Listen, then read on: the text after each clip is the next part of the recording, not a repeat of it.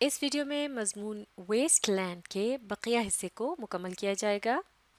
اس میں ہم نے جانا کہ کس طرح سے لکھنے والے نے گلہ شکوہ کیا ہے اس ساری کوڑے کرکٹ اور غلاظت کے خلاف جو کہ لوگ سڑکوں کے کنارے اور گلیوں وغیرہ میں پھینک دیتے ہیں، یا سمندر کے جو کنارے ہوتے ہیں وہاں ساحل پر وہ یہ گندگی اور غلاظت جو ہے بکھیر دیتے ہیں، جیسے کہ شیشے کی بوتلیں وغیرہ ہوتی ہیں، ٹین کے کین اور پلاسٹک کے تھیلے وغیرہ۔ پھر اس کے علاوہ جو پرانی گاڑیاں وغیرہ ہیں ان کے ڈھیر ہوتے ہیں، یا جن چیزوں میں چیزوں کو پیش کیا جاتا ہے، جو پیکٹس اور ان کے کورز وغیرہ ہوتے ہیں، ان کو جس طرح سے ادھر ادھر پھینک دیا جاتا ہے، اس پر بہت زیادہ ناراضگی اور گلے شکوے کا اظہار کیا گیا ہے اس مضمون میں۔ یعنی یہ سب گندگی جو ہے ترقی کے نام پر ایک دھبا ہے، یہ بات کہی گئی ہے اس مضمون میں۔ تو چلیے اب اس کے بقیہ حصے کو پڑھتے ہیں۔ What manner of men choke off the life in rivers, streams and lakes with the waste of their produce, making poison of water؟ یعنی وہ کس خصلت کے لوگ ہیں جو کہ دریاؤں، نہروں اور جھیلوں کی نکاسی کو روک دیتے ہیں اپنی بنائی ہوئی چیزوں کے کچرے سے، اور پانی کو زہریلا بنا دیتے ہیں۔ آگے پڑھتے ہیں۔ Who is as rich as that؟ کون اس قدر امیر ہو سکتا ہے؟ Slowly the wasters and despoilers are impoverishing our land, our nature and our beauty۔ آہستہ آہستہ یہ فضول خرچ اور لٹیرے غربت کی طرف دھکیل رہے ہیں ہماری زمین کو، قدرت کو اور خوبصورتی کو، so that there will not be one beach, one hill, one land, one meadow, one forest free from the debris of man۔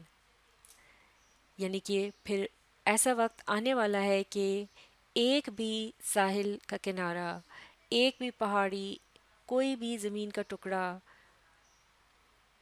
کوئی گھاس کا میدان، کوئی جنگل انسان کے بنائے ہوئے کچرے سے محفوظ نہیں رہے گا۔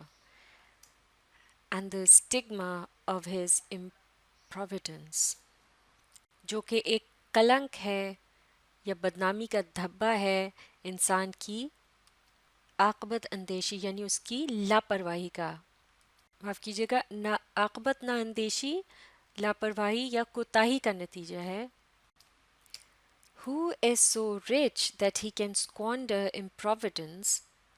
یعنی کہ کون اتنا امیر ہے کہ وہ اتنی فضول خرچی کرتا ہے اپنی کوتاہیوں کے معاملے میں۔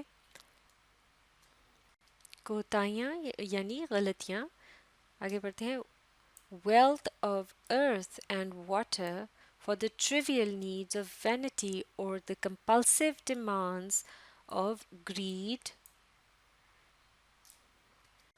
اس کو باقی کے جملے کے ساتھ اگر ملا کے پڑھیں تو ہم ٹھیک سے سمجھ سکتے ہیں کہ کون اتنا امیر ہے کہ وہ اپنی کوتاہیوں کو پورا کرنے کی غرض سے اس طرح سے فضول خرچی کرتا ہے، یعنی زمین کی دولت اور پانی کی جو دولت ہے اس کو لوٹتا ہے اپنی چھوٹی چھوٹی ٹریول یعنی چھوٹی چھوٹی ضرورتوں کو پورا کرنے کے لیے، صرف اپنی انا یا تکبر کی غرض سے، یا دباؤ محسوس کرتا ہے یا مجبور ہو جاتا ہے ان خواہشات کو پورا کرنے کے لیے جو دراصل اس کے گریڈ یعنی لالچ کی بنا پر وجود میں آتی ہیں۔ یعنی اس کا جو لالچ ہے وہ اسے یہ سب کچھ کرنے پہ مجبور کرتا ہے۔ اور so prosperous in land that he can sacrifice nature for unnatural desires۔ اور کون ایسا شخص ہے جو اس قدر مالدار ہے زمین کے معاملے میں کہ وہ اسے قربان کر دیتا ہے، یعنی قدرت کو وہ قربان کر دیتا ہے غیر قدرتی خواہشات کو پورا کرنے کے لیے۔ The earth we abuse and the living things we kill will in the end take their revenge۔ یعنی یہ جو زمین ہے جس کے ساتھ ہم یہ ابیوز یعنی بدسلوکی کرتے ہیں اور جن جانداروں کو ہم مارتے ہیں، بالآخر وہ اپنا انتقام لیں گے. For in exploiting their presence, we are diminishing our future. تو ایسا کرنے سے یعنی ان کی موجودگی کا جو ناجائز ہم فائدہ اٹھاتے ہیں یا ان کو خراب کرتے ہیں، ایسا کرنے میں ہم خود اپنے مستقبل کو گھٹا رہے ہیں. یعنی زمین کی عمر اگر گھٹ رہی ہے تو اس کا مطلب ہے جو ہمارا مسکن ہے، رہنے کی جگہ، وہ اگر نہ رہی باقی تو ہمارا مستقبل جو ہے وہ بھی اندھیر ہے یا وہ بھی گھٹ رہا ہے، اس کی عمر بھی اتنی لمبی نہیں ہونے والی. And what will we leave behind us when we are long dead؟ اور ہم اپنے پیچھے کیا چھوڑ کر جائیں گے اپنے مر جانے کے بعد؟ ٹیمپلز، عبادت گاہیں. ایمفرر، جس سے مراد ہے ایک خاص قسم کی جو پرانی طرز کی سراہی ہوتی تھی یا جگ کی طرح سے ہوتا تھا اور جس کے سائڈوں پر ہینڈل سے لگے ہوتے تھے. سنکن ٹریجر یعنی ڈوبا ہوا خزانہ. اب یہاں بھی اشارہ اسی کچرے کی طرف ہے جو کہ ہم اپنے پیچھے چھوڑ کر جا رہے ہیں. اور mountains of twisted rusted steel, canyons of plastic containers. معاف کیجیے گا، یہاں پرانی تہذیبوں کی طرف اشارہ ہے پہلے جملے میں. ایک مرتبہ پھر اسے دیکھ لیتے ہیں کہ جیسے کہ یہاں یہ گلا کیا جا رہا ہے کہ اس قدر جو کچرا وغیرہ پھینکا جاتا ہے تو ہم اپنے پیچھے کیا چھوڑ کر جائیں گے اگر ہم اپنا مقابلہ کرتے ہیں پرانی تہذیبوں سے، کہ کم از کم وہ تو اپنے پیچھے کوئی عبادت گاہیں یا اپنا سامان اور کچھ خزانے وغیرہ چھوڑ کر گئے جو ہمیں ڈوبے ہوئے پائے جاتے ہیں، ملتے ہیں، دریافت ہوتے ہیں. اور ہم کیا چھوڑ کر جا رہے ہیں؟ تو اب اس کا جائزہ لیا جا رہا ہے کہ یا پھر ہم اس کی جگہ کیا چھوڑ کر جائیں گے. یہ ٹیڑھے میڑھے پہاڑ، زنگ زدہ اسٹیل، پلاسٹک کے بوتلیں، ڈبے وغیرہ، ان کے ٹیلے.